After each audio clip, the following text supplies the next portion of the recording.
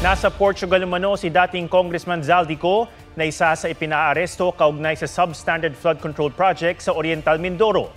Handa namang humarap sa Independent Commission for Infrastructure ang idinadawit ni Ko sa budget insertions na si Pangulong Marcos.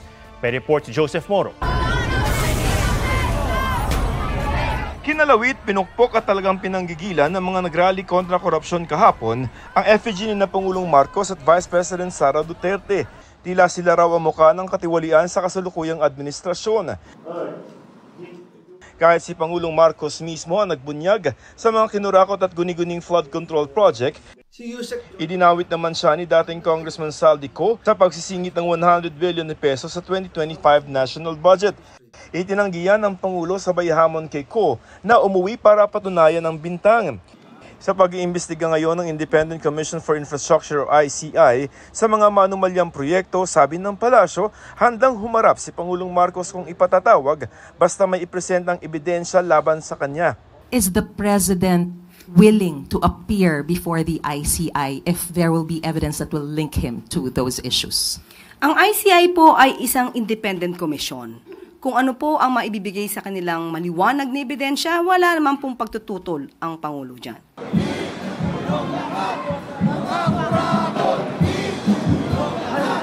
Minonitor daw ng Pangulo sa Malacanang ang mga protesta kahapon. Sabi ng palasyo, batid daw niya ang mga panawagan at mga puna sa tagal ng investigasyon.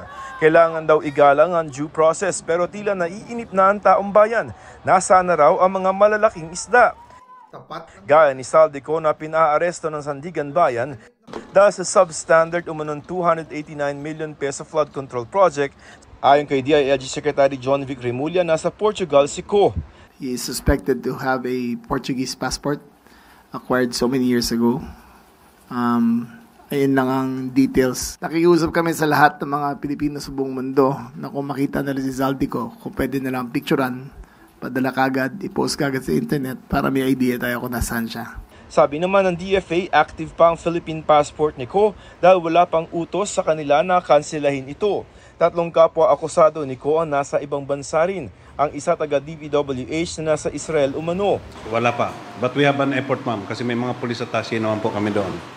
The Chief PNP has already directed our police attache.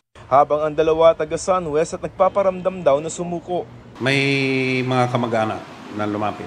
Wala po silang personal na abogado and apparently parang napabayaan. So they're takot also. Yung 3 kasing hinahanap, ma'am, na nasa local are, although nakita natin na mataas ang posisyon nila sa company yon, but dami lang po yon. So basically, they do not have the money. Hinahabol din ng gobyerno ang mga ari-arian ng mga dawit. Sa Biyernes, ipasusubasta ang 4 na luxury vehicle ng mag-asawang Pacifico at Sara Diskaya na hindi nabenta sa unang auction. Pinababa na rin ang mga presyo ng mga ito. Kung hindi pa rin daw mabebenta ang mga luxury vehicle ng mga Diskaya, pwede raw itong ipa-direct offer o kaya naman ay sirain na lang. Sa ngayon, si Ko at 15 iba pa ang tanging na ihahabla ng Ombudsman sa Sandigan Bayan kaugnay sa umano'y maanumalyang flood control projects. Tuloy-tuloy ang investigasyon ng Ombudsman sa iba pang inirekomenda ng ICI na kasuhan. Joseph Morong, nagbabalita para sa GMA Integrated News.